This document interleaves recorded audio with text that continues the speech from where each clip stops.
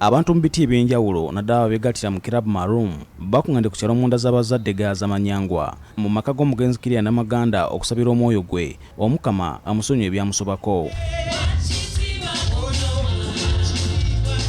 Claire Namaganda yazaalibwa mu mwaka gwa 1941 n'afa mu 2020 olw'okuba nti yafiira mu biseera ng'eggwanga liri ku muggalo olwa ssennyiga corona. Abantu bangi tebasobola kumuziika era olwaliro nga bakulembeddwa mu Katikkiro Charles Peter Mayiga bagenze ne bakubagiza ab'enju ye.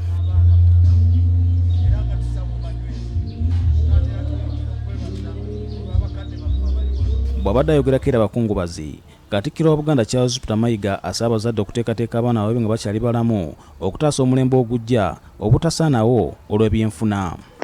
Ekisaasaanya abaana bibeera bintu bingi naye ebikulu biri bibiri.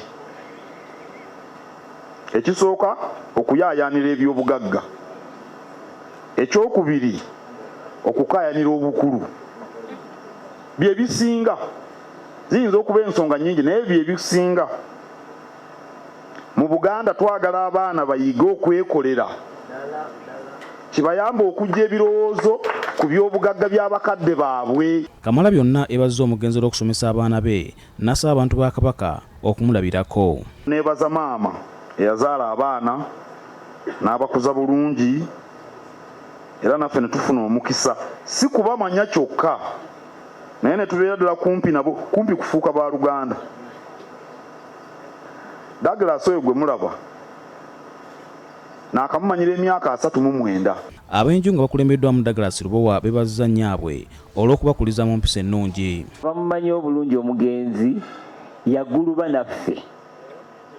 Omanyi kye bayita okuguluba? Okuguluba ne ttiimu eno okugikuŋŋaanya, okugikuza, okugikuuma n'empisa, okugikontrolinga. Anti abaana abawala mubalaba bamyufu, tebakuumika, naye maama was very strong.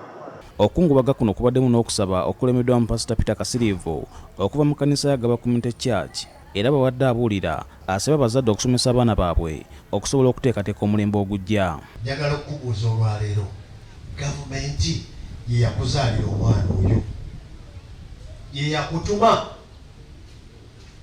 tekutumangako. N'olwekyo abaana tubateekemu kyonna kye tusobola okubateekamu. Posiano Mukibi, BBS Telefina, agesigika.